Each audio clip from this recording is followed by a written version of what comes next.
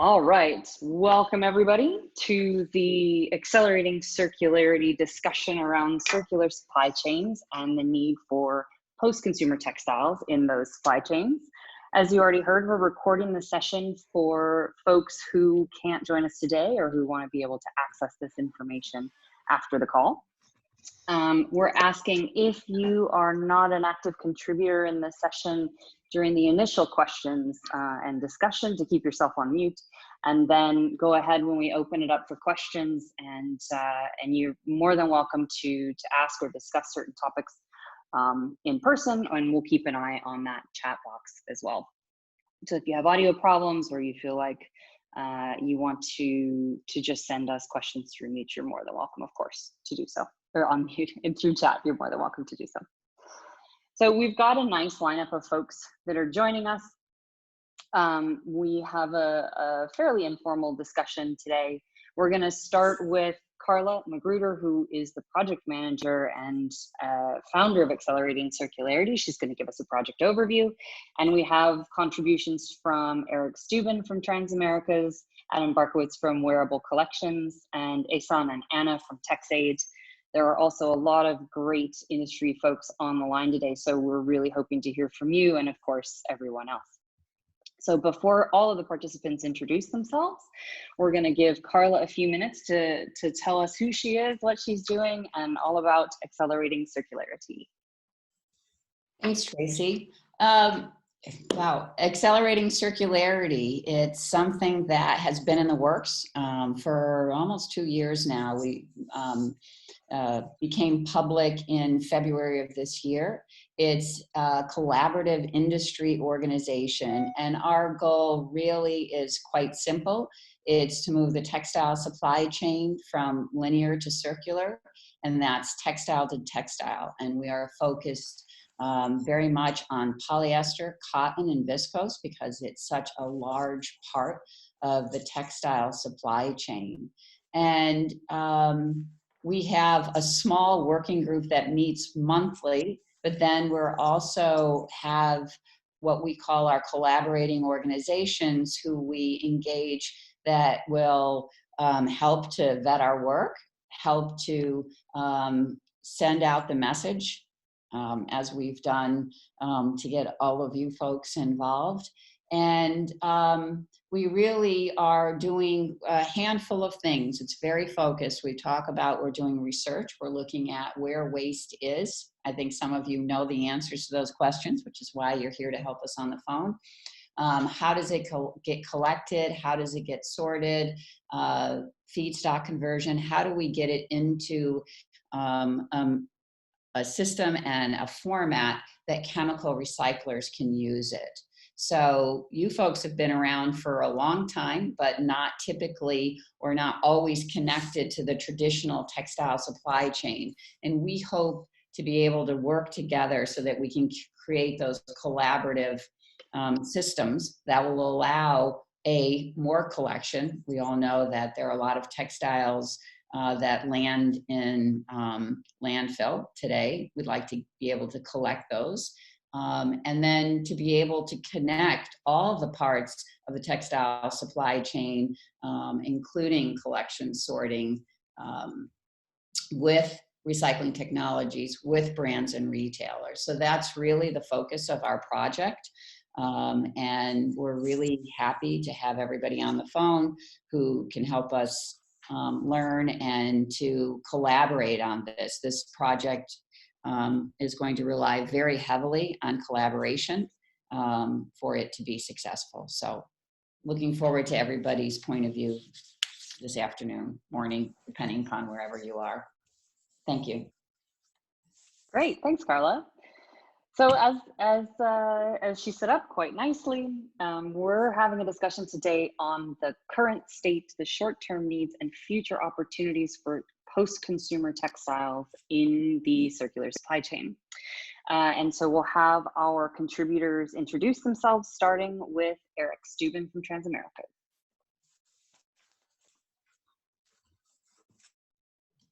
Sorry, thanks, Tracy. Can you hear me now? Yeah. Great. Yeah, Eric Steuben, Transamerica Textile Recycling. We operate out of Clifton, New Jersey. We've been in the physical textile recycling business since 1942. We, prior to this, had about 50 people working with us, recycling about 10 million plus pounds a year of post-consumer textile waste. And we've been shut down since March 17th, I want to say. You just want me to do an introduction, right, Trace? Yeah, anything Okay. else we need to know about you, or if you're good with that, we can move on. Other than I'm extremely bored by being at home with Corona, like I'm sure everyone is. No, nothing else to share at this time. Great. Adam, how about you? Hey, I'm Adam Barukowitz. I run Wearable Collections based out of New York City. We're a front-end collector. We do collections inside residential buildings. We're the backbone of the New York City Green Market Collections. So it's basically pop-up, 31 weekly pop-up collections in a large portion of New York City. And we have partnerships with the Department of Education, where we do tons of drives with schools and stuff. And wherever we think there'll be a volume where we can do efficient collections, we'll try to set one up. Since we have a very public collections at the New York City Green Markets, we've been in an interesting point, like throughout our career, where we're a volume. When you're a collector, you get paid per pound, so we're a volume collector. But also, there's also a bit of quality that needs to be in your collection. So even though you're really not in control of what people give you, we've been at an interesting intersection of that. And so I think I have a pretty unique perspective on that part. And, for years, I've been sort of obsessed with the circularity aspect, because people have figured out what to do with the 50% that we collect that's reusable as secondhand. But what about that other 50% that is kind of clearly, as a collector, ought to be some form of raw material, but really there's not too much value placed on it. So I've been obsessed with trying to figure out ways. So I'm kind of excited to be part of this conversation. We've been shut down since March 13th as well. Great, thanks for the intro. I'm glad to have you, of course. And Anna?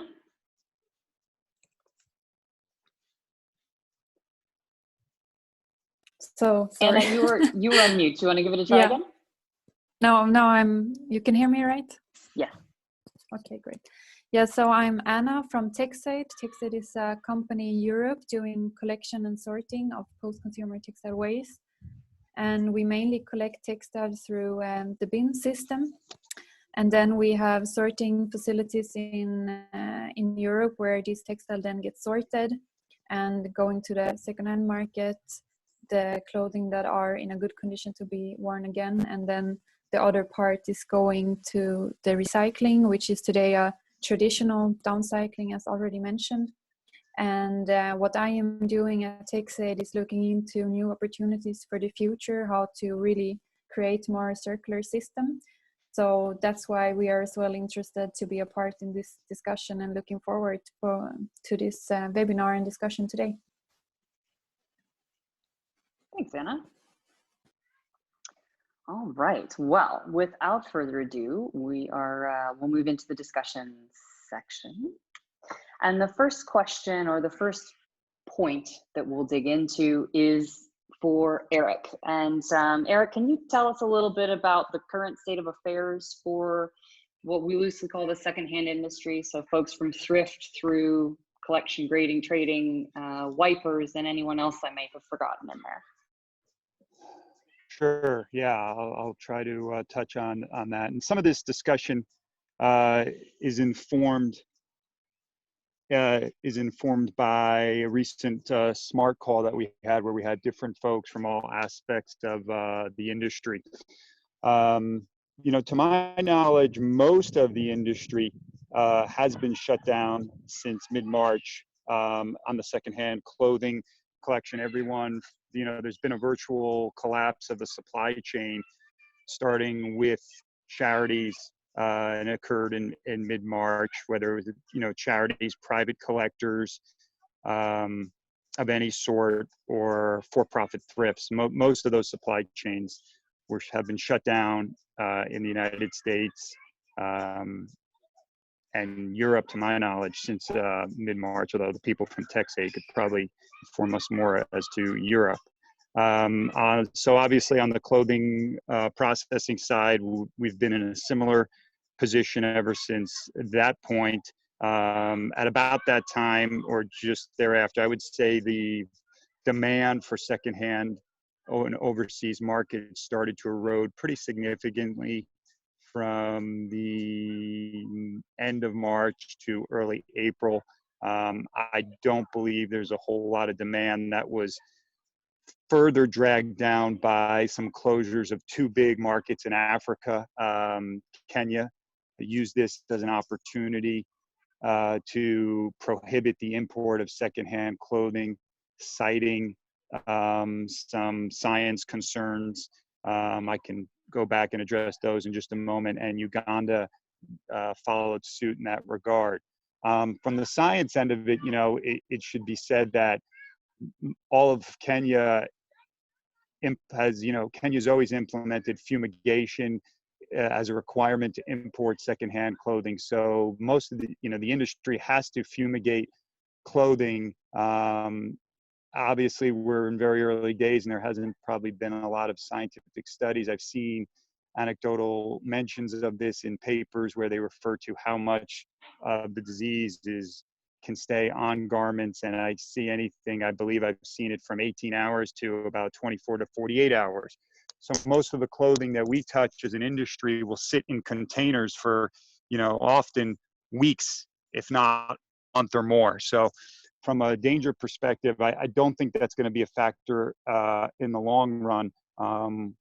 Whether these countries are able to ban politically this material, there'll be probably a process with the U.S. There will be with the United States trade rep probably going back to those countries at the appropriate time. I would say some point after this is, the threat of COVID-19 has pretty much passed, so it might be a year or two. With all that said, again, demand is significantly down at this time. The demand for industry is high at this time because wipers or disinfectants that industry use or material or so demand for global wipers is high at the moment. Unfortunately, the supply can't keep up with the demand at this moment. With all that said, probably the last point is that one of, if you look at the supply chain, from what I understand in the conversations I've had with many charities, there seems to be a pent-up supply of secondhand clothing, shoes, and accessories that most anticipate is already there or will be forthcoming after some of the states in the United States begin to go back. People have cleaned out their closet, and there seems to be a lot of stuff. It's one of the first projects that many of us have done with their downtime. So it seems like there will be some pent-up supply. Following that pent-up supply, we might see depending on the economics of the situation, a decrease. But I'll leave it at that for now. Thank you. Thanks, Eric. What about our other contributors? Do you guys have anything to add to that? Different perspective, something in line with? That was very informative, Eric. Throughout this, we've been able to weather a lot of crazy storm, like in New York, we've been able to weather, the downturn and in 2008, and we've been able to weather we had a superstorm, Hurricane Sandy, and we were able to somehow turn that into our best month because there was so much clothes, collected. But this has just been neat. People were going to be locked in their places and cleaning their houses, but the fact that all the markets seized at the same time has been a unique challenge. We're still because we have bins inside of buildings and those donations are still overflowing and becoming like obstacles, and we're getting calls and still running a bit of a skeleton crew these days.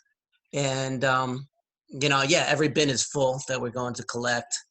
And we have like about 250 buildings that we manage in the city.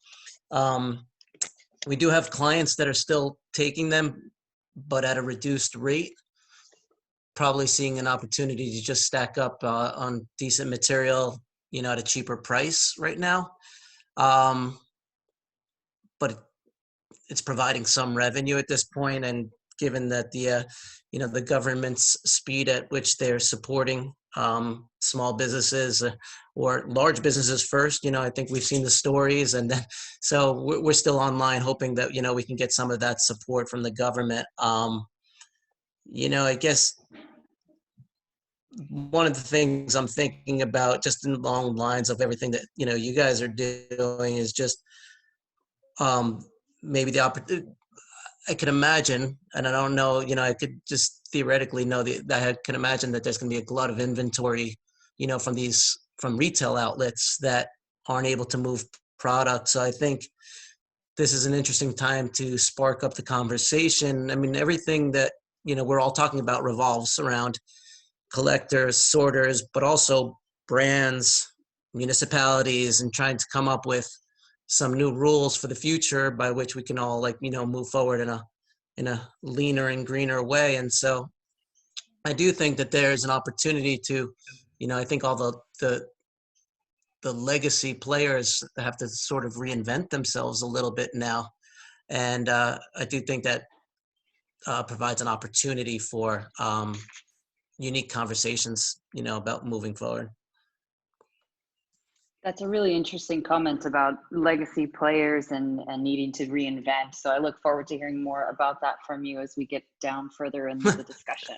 There's a lot of stipulation. Oh, well, on everything, it all depends. But, that's why we're here today, is to talk a little bit about those things. So thanks very much for that.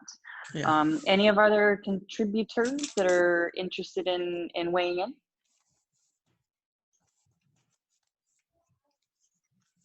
Or anyone else on the line that would like to comment? I know we've got some wiper folks that have joined us. Some other graders as well.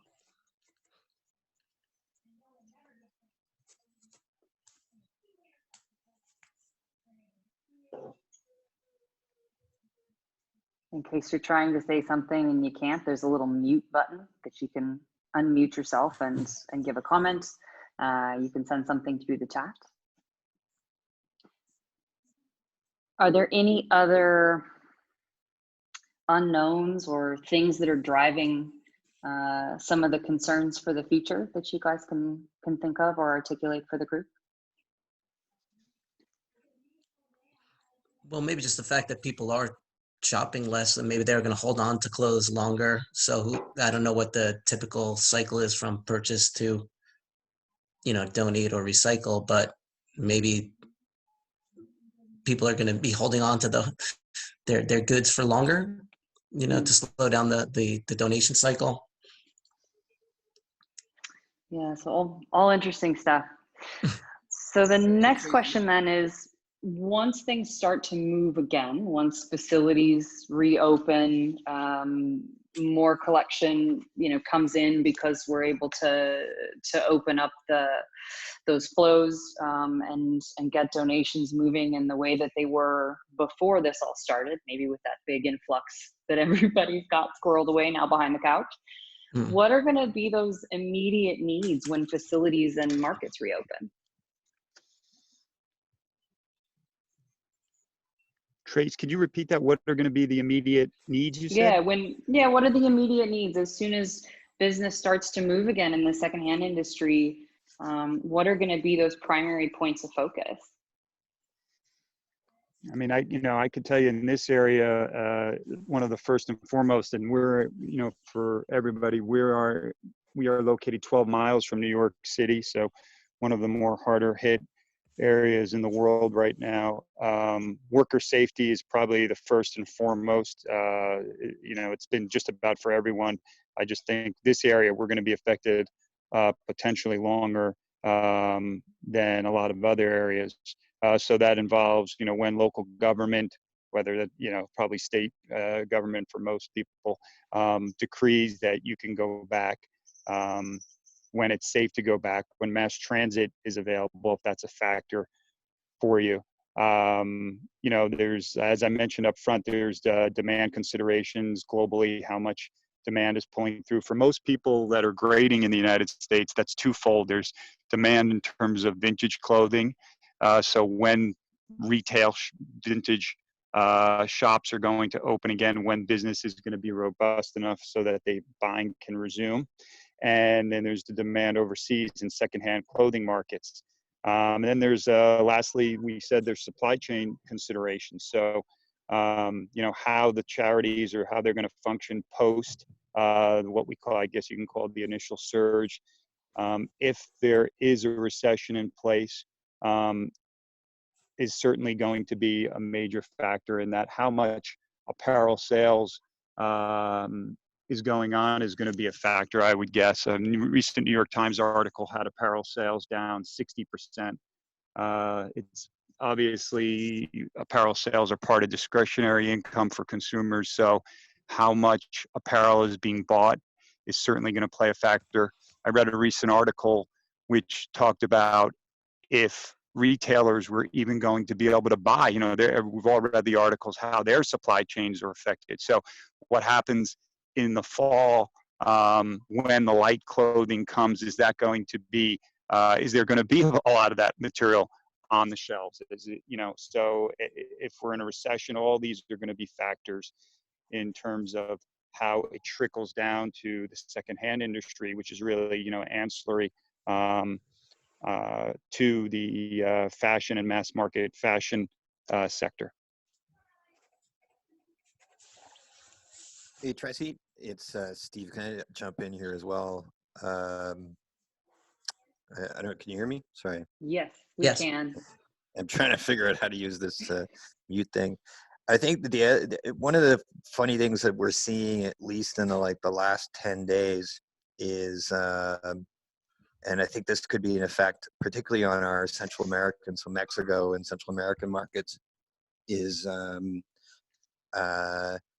all of this new product that's sitting on shelves. Brands are going to want to exit from inventory.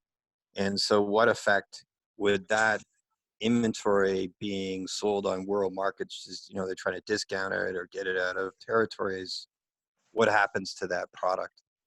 And what effect is that going to have on, Adam's price that he can achieve for credentials? Because ultimately, used competes with new, and if there's just a flood of new that's looking for a home, it's going to be problematic. And I just add to Eric's comment, what we're certainly seeing with all of our international customers is a liquidity problem.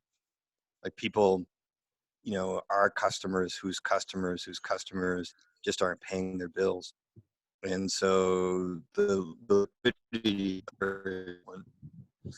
And then lastly, I just, to Adam's point about credentials, we're buying credentials in the marketplace, but kind of like oil, the stuff just keeps coming. So we buy from a lot of private collectors, and they just don't have space to keep the product. Kind of like oil, if you don't have liquidity, could be one issue, but if you don't have space, you got to get rid of the stuff. So a lot of the collectors are taking a real haircut on the price they're achieving for product. And so I think that could be exacerbated by all this new product, exacerbated by space, and exacerbated by liquidity from our customers. Yeah, that's some really good perspective from all of you. Does that mean potentially that more materials become available for wiping rags that would have potentially otherwise gone into the reuse markets? Does that mean that there's opportunities for these materials to flow other places, or does that mean that there just won't be enough money to pay for the handling and it's destined for landfill. Or maybe something else. It's funny, I had a conversation, just to share, not naming names, but a large, really well-known charity in one of America's biggest cities. And the director said, look, based on, we were like, I think there is an unspoken reality that thrift in America has really struggled in the last few years. Fast fashion's, offered a competing alternative. The pricing is getting really, close to thrift. So some of these thrift guys had a lot of dog stores that obviously aren't going to open back up again.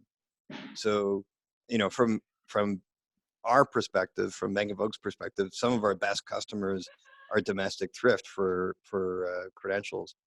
And it's clear that the day when the door opens up, their demand's not going to be, even if it was at the level that it was last, pre-COVID. A lot of the stores that were original, they're going to, shut down. And so you're going to end up with, the economics of collections under even greater pressure, for, in Eric's words, for a good year at least.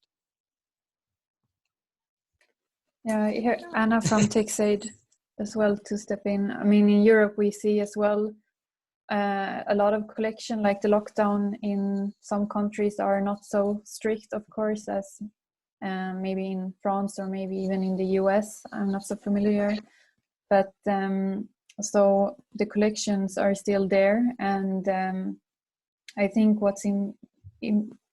it's really important now, at least in Europe, not much goes to landfill in the end, but to not let these materials go to landfill because they have still a value. And I think there's opportunity actually through as well accelerating circularity to really focus on how can we do a more high value recycling out of these goods. I think that's important too. But of course, understanding the demand on when markets open up again and when secondhand shops can open up again is something that's in the future and a bit hard to estimate how this would look like. So with the uncertainty of what markets will do and what's going to happen as we move forward, let's shift a little bit into to circularity and fiber to fiber recycling. Adam, we'll check in with you on this moment on this point in a moment because we definitely want to hear from you. I want to but first keep the thread going a little bit that we've been discussing before and move it into this vein. So, what about then the opportunity to sort some of these items for textile to textile recycling? Is that a possibility, and what does that require?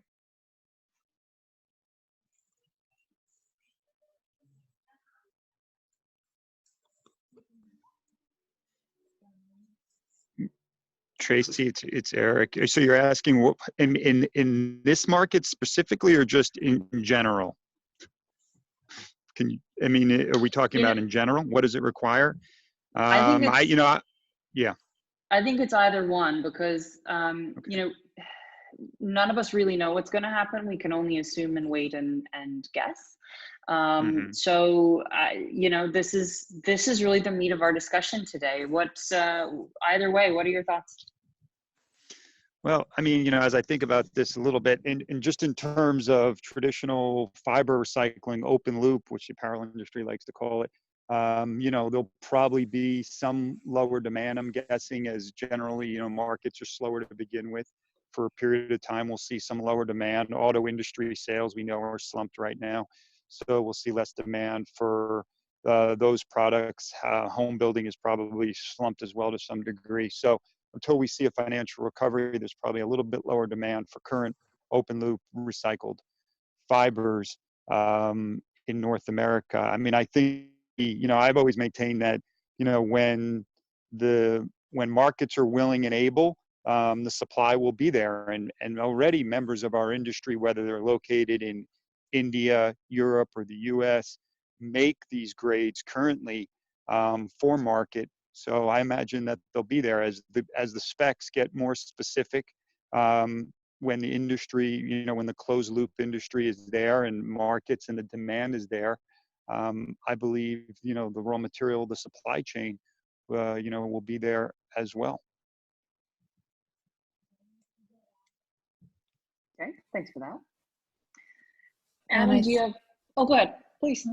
Okay, yeah, and I think from my side or my opinion is as well that the specs of this new fiber-to-fiber recycling needs to open up a bit to be able to handle maybe more difficult goods for, let's say, with elastane or something like this, and as well that everybody is now going to be conscious of which decisions do they take from all of the players in the supply chain. But then it's important to then really think about to maybe take the decision on actually using recycled fibers.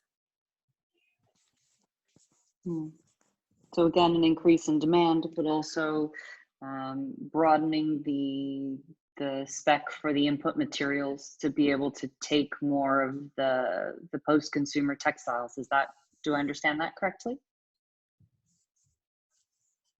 Yes, so that's just one kind of idea for the discussion. Yeah. Great. And looks like we might have some high value recyclers here in the call too. Maybe they want to say something. From Chiara, maybe. Hey Traci, can I just jump in again? Sorry, it's Steve from Bank of Vogue. Yep. I mean, pre-COVID, one of the challenges, the supplying the chemical recycling, which we're doing at scale, you know, to Anna's point, is not only that it's a narrow group that they can take. You know, the product is obviously quite specific at this point in time before the science grows out. But even the competition for pre-consumer waste, which could be an input to chemical recycling, pre-consumer textile waste is so cheap that, you know, when we kind of looked to post-consumer textiles, I don't know, at least in our experience, none of it works unless the reuse market is really healthy and paying bills of guys like Adam that are going out and collecting the product. The chemical recycling, just as a the basic math behind it, can't be supported by, or can't support the collections of the product and the processing, even if they open up the bandwidth completely. So, you know, the pure economics of it are not, you know, there's a little bit of sobering pre-COVID. So even post-COVID, you know, I don't know, I feel like there's a real economics conversation here about and the costs that the chemical recyclers want to pay for raw material, and what are their other options for input. It is a real issue, and frankly, we were seeing pre-COVID that the mechanical recyclers were willing and outbidding the chemical recyclers for raw material, and I find that's another interesting layer in this whole thing as well. Yeah, to build on this, it's Eric, Traci, and to build on Steve's point, I think that's a really good one. I mean, if you look at the price of virgin materials and what's predicted amongst most economists at this time, we're going to be going through a deflationary pricing period. So you're going to see a lot of pricing for commodities like oil and PET, you know, which is a derivative of oil, come down. So that's probably going to play a factor in that industry as well. So, you know, it'll be to produce virgin materials will likely cost less in the near term. That also goes to cotton. Cotton prices are incredibly low right now. Right. So I assume that'll be a major factor going forward in the near term. So I am curious to hear from the recycling technologies, but before we go there, I think Adam's previous point about the legacy players and the new normal is a really important one right now. Talk to us a little bit about that, Adam. Well, listening to like Eric and Steven, who have like tremendous amount of experience and knowledge, like first of all, I get a little sobered up when I listen to these guys because I know they know what's happening and they have like a broad array of knowledge of like markets and all that stuff. So I guess like I'm lucky in the fact that I guess I'm just a smaller organization. And, we do handle around 2.5 million pounds and we have a very forward facing company. But I guess like that smaller number of movement allows me to dream a little more because I could imagine doing things with my collections, maybe like not like I don't necessarily always think on the mass scale, but I do think that, moving tiny ripples of things can actually impact the larger, and like I guess that's always been my way of pushing forward. And I would have said like going into this year I was super excited. Like I've been in business for 15 years now, and which is a decent amount of time, and there was just seemed like there was so much progress being made on so many different fronts, from material standpoint, from a technology standpoint, both mechanical and chemistry. And, I thought we were really going in like an amazing direction for the, the clothing recycling industry and looping it back into fashion. And I think that it still was going to take time. And I think that that's what, like from a sort of optimistic or positive standpoint, like all of these sort of innovations are still like deep in like the R&D stage and not massed up yet and mass scaled up.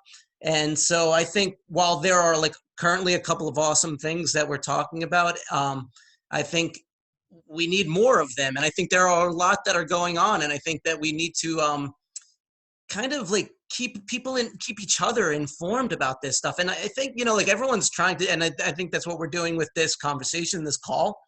But I think that we need to figure out even better ways as an industry, because like I'll get one-off calls about like someone calling me for down, or I'll get one-off calls, someone asking me for cashmere. And like there are these developing markets and developing, I know it's really hard to predict what's going to happen now post COVID. And yeah, there it is sobering just knowing that all the virgin materials, the costs are going to be down, and you just think of like pure economics, but you can't take away the fact that the momentum and the desire for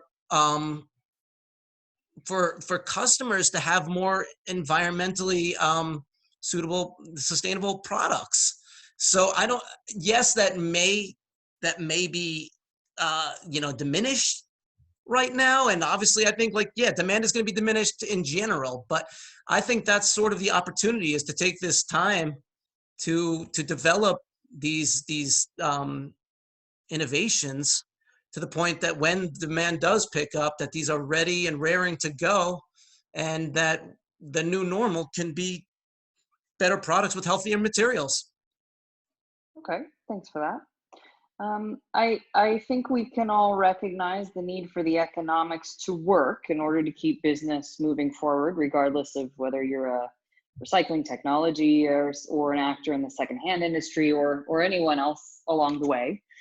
That is one of the realities of circular textiles. What are some of the other realities of creating recycling feedstocks from post-consumer textiles? This is to anyone who'd like to weigh in. Well, I think you're well aware, like, in the developing of the fiber sort, it's just that all these clothing come in these tremendous blends. So, and so in order to, in my experience, in the conversations I'm having, I think we just talk about like the real success story could be when people start developing things with monomaterials.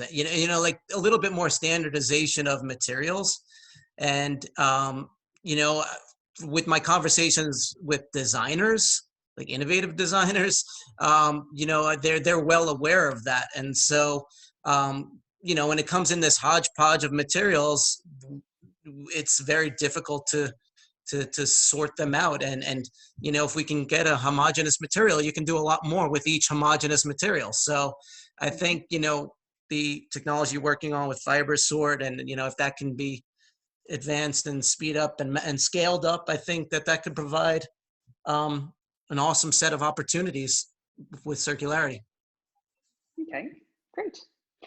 I know that we've got some other graders on the phone and wiper companies as well. Midwest has joined us. If you guys aren't familiar with Midwest, they're quite a large grader, post-consumer textile grader in North America. And Colleen from Josco is also here with us, and she does some work down in Texas with wipers.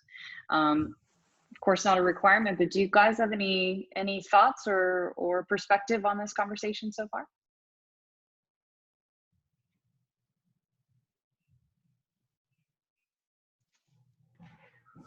Well, I have more questions and comments. Well, let's have it. Well, some of the concerns have already been discussed or at least mentioned. We in addition to grading, we also do brokering of raw materials, and some of the concerns are buying some of these credentials from areas that have been heavily impacted. I was wondering, the collectors from New York, on the credential part, what are you doing for, for local graders? I know if we were shipping to Africa, it will take months, but if I bring it to Texas, it's gonna take days. So is there any concern of contamination in the credential side? From New York, talking specifically for the guys in New York. I think there's concern. I mean, I think the science is still out there. So I think, you just got to take it slowly and see how it goes. I mean, I don't really know what we can do other than just, take it day to day and see how it goes. I mean, just try to be as safe as possible. Yeah. No, I think we're all in the same boat. Yeah. About being safe, but I have not only on textile recycling, but in other recyclers, they're being employee concerns about handling this stuff. Have you have any concerns from your employees doing this collection directly? Definitely. Not necessarily, I would say it's less with the handling of the materials and more just, getting to work and, using mass transit and just, when there's a lockdown, just going against those rules. I mean, recycling and waste management can be considered essential, but nonetheless, everyone's taking a, safer approach. So I think there are just some people who are, on the scale of more or less, afraid of things. And there's some people who just aren't that concerned and they're willing to be, on the front lines. And I think you just gotta ride those people for now but not force anyone to do anything they don't want to do. Okay. Yeah, I mean, it's part of the tricky pieces of the equation. And as we're all getting back to normal, hopefully that, or something like normal, hopefully that all begins to happen soon. We're back to this. Yes, of course, keeping people safe when they're grading and when they're handling these materials. There's the potential influx of materials to come in the market dynamics. So let's take that focus back a little bit to the fiber recycling feedstocks. What are the opportunities, and is there a good way to use these ripples or waves, shall we call them, that we're experiencing now to transition business toward more recycling? Yeah. Well, one idea on that sector, which I don't know enough about, but at least brought the question is, since it is so difficult to separate the fibers, is there an opportunity to use the fiber combined in things such as, I don't know, building of punching bags, dog toys, pet toys and things of that nature, filling of pet beds, or have you experienced any of that? Have you been able to contact anybody and see if we can, maybe as an industry, trying to fit into those industries? Yeah, I think it's all part of the equation, right? If you go back to the economics, I think that's an important piece. We'd definitely like to see more go into the fiber to fiber side as well to be able to achieve circularity. There's another. Hey, Tracy, I Yeah. just jump on that just to go back to your question on, what are the opportunities for fiber to fiber recycling if in this sort of post-COVID environment? And sort of caveat to this is I kind of seem to wake up every day into a new reality. So I'm not sure. So I'll speak to the reality of Tuesday afternoon as opposed to Monday afternoon. But you could imagine that there is a real opportunity, putting aside the conversation about pricing for a moment, if Kenya maintains its ban, which it sounds like it will for some time, if world markets for reuse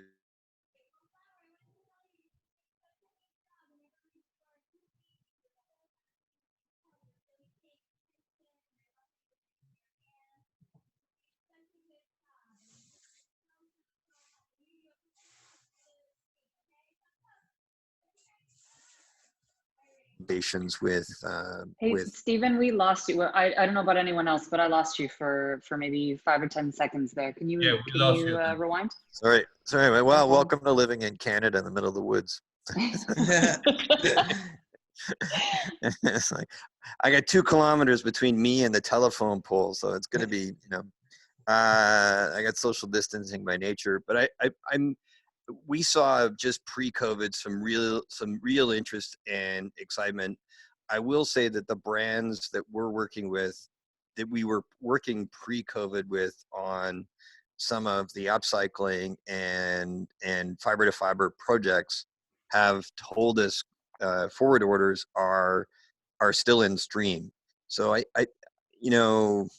despite real pressures on on their customer base and on their ability to sell their end product, the words that we're getting from the projects that were in pipe, let's refer to them as forward orders, they've come on really strong. So I think that there's a to Adam's point, this concept that there's a real consumer want for a product that'll have some sort of recycled content is still alive. And if there's a lot more material available, that's a lot more material that's going to make those projects go that much more. So, I certainly, I think there's going to be some hard work in the next, 6 months, but I give a lot of hope for the forward orders and the green lights that we've been getting from our brand partners to say, hey, we still believe in this project. We still want to do it. And if there's more material available because world markets are sluggish, that's not a negative in any way. Okay, thanks for that. I don't have your name, but you're listed as KWW. Do you have a contribution? Hello, I'm Kay with House of Rags Recycling. I'm not a collector. We're located in Florida. I'm not a collector, but we buy a lot of from collectors. And one of our main items that we purchase are the post-commercial textiles obtained from laundries and hotels, rag outs, because we export them and we manufacture them into wiping rags in Pakistan and India. So what is the current collection status with the healthcare linens from healthcare, from the laundries? Are the laundries closing down? Are you being able to collect? If anyone here in the group does collect healthcare linens, what's the current situation?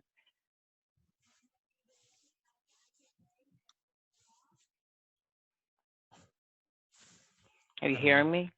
Yes, we hear you. I just, Okay. I think we've got some thinking happening. Okay, okay. Yeah, if anyone collects the rag outs from laundries that, you know, like hotel and hospital sheets, hot towels, and so on, we buy a lot of that.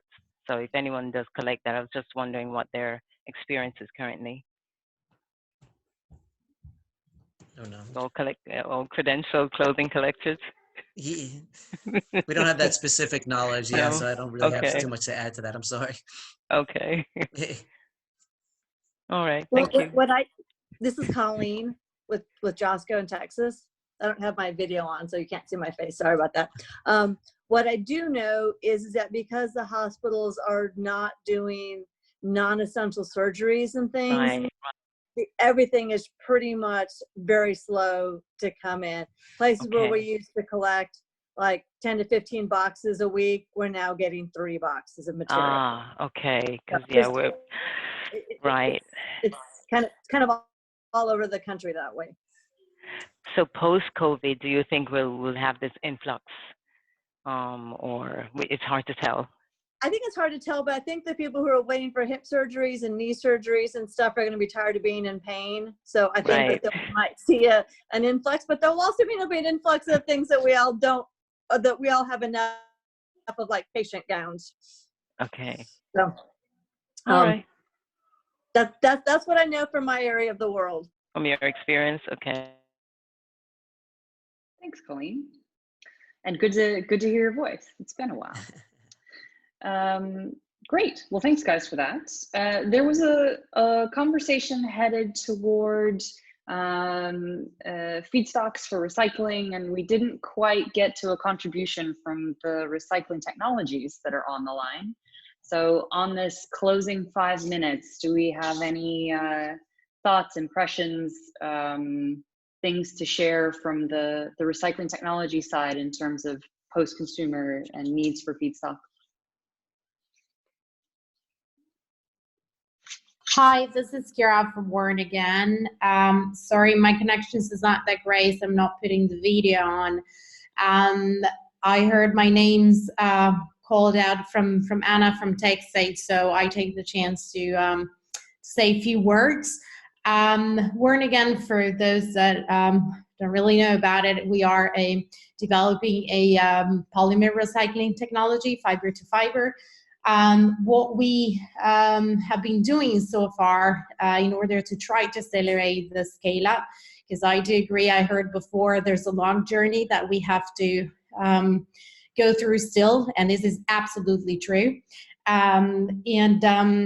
What we're trying to do is actually to build like a feedstock specification that is actually understandable by the collectors and sorters, and also helping the industry to find solutions in terms of sorting for our technologies. And although at the moment the pile of textile that is available pre and after COVID cannot be used in our recycling, I think there's a massive work that we can do in order to get ready and bring in the technology available on the market. And I'm referring on what it has been told before in terms of building technologies for sorting, fiber sorting. I think the piece around the design for circularity is a very good piece.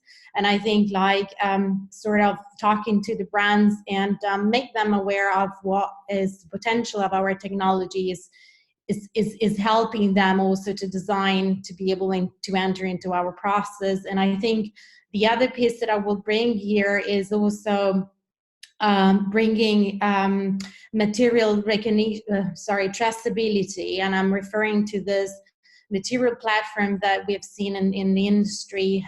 There are a couple of ones that will definitely help, from the sorting side, not necessarily by bringing the automated sorting at the sorters, but being able to know what is inside of the garment, which is the big of a problem. I think this week Circular Economy from Netherlands issued a report around this, around the reliability of the labels, and I think it's an interesting. Sorry for being so long, but that's my contribution. Thanks very much for that. Well, I want to thank you guys all very, very much for joining us. I'll give everybody a moment to do closing remarks, but just to squeeze in this last little plug quite selfishly before the time runs out. If you haven't already been on Accelerating Circularity's website, we have a range of surveys there for not only the secondhand industry, but the traditional textile industry, and a handful of others. So please go online and take one of our surveys. If you're on the call today, we'll also send you this link in a follow-up message. And then, of course, if you have any questions generally about the project, you can email us at info@acceleratingcircularity.org. And yeah, so I would love to have any remaining closing thoughts. I really appreciate the contributions and the threads around, you know, the economics are an issue, sticking that to the side for a quick moment, the other opportunities that are to come. Do we have any closing thoughts around opportunities for the secondhand industry and post-consumer textiles as we move forward to a circular industry? I think it's this is Adam. In closing, I do think it's just important for everyone to start really thinking outside of the box. I mean, I think the future needed that in the first place, and I think that this is kind of forcing it upon us. And I think that, you know, there potentially are tons of reuses for these materials. And they could be fantastic feedstock for other products that maybe we're not even thinking about. And maybe those products can be created locally, you know, and I think we have to think of these kind of things that, like, you know, there's a lot of talk of resilience and localness and not necessarily relying on these sort of global chains all the time. And, you know, I do think that it's important to start thinking about what these items can be turned into, you know, maybe incorporating some designers into your thought process, you know, some manufacturers, some local manufacturers. And, you know, I don't necessarily want to give away all the stuff that we're doing, but like, that's the way I'm thinking. And I think there's still tremendous opportunity along those lines. Great. Anyone else? Hi, it's Janice Paredes. Everyone, I'd like to just offer up some, from an educator's perspective. I'm working on how to bring this in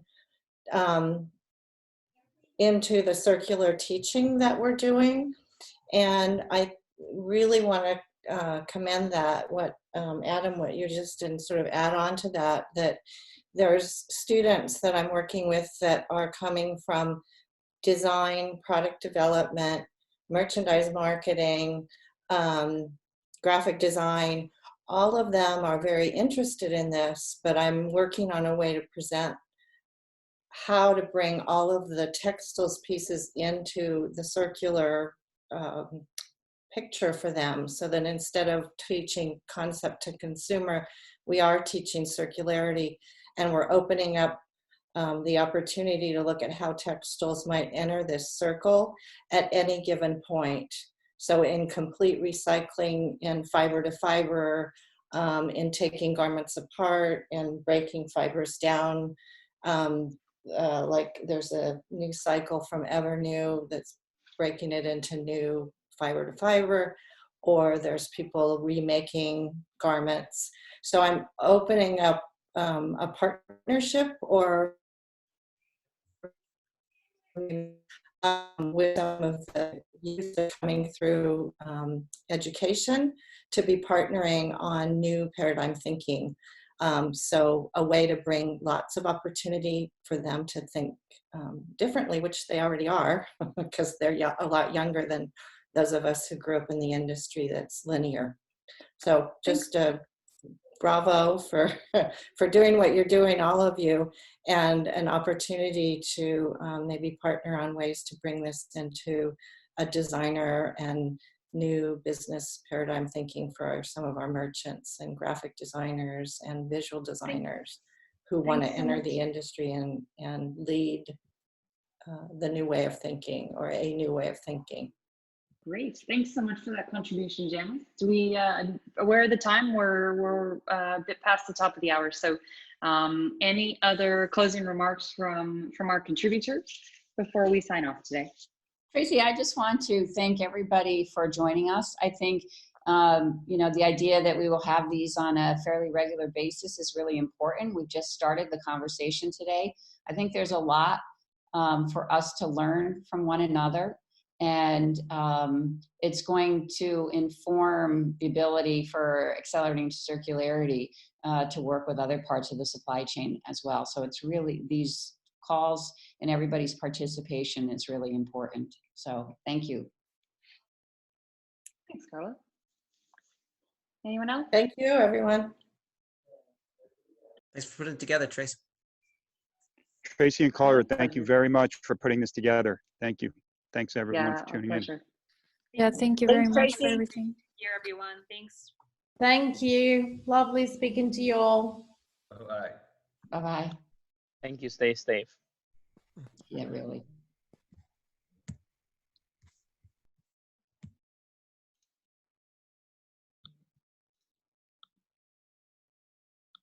Lovely hearing you, Tracy.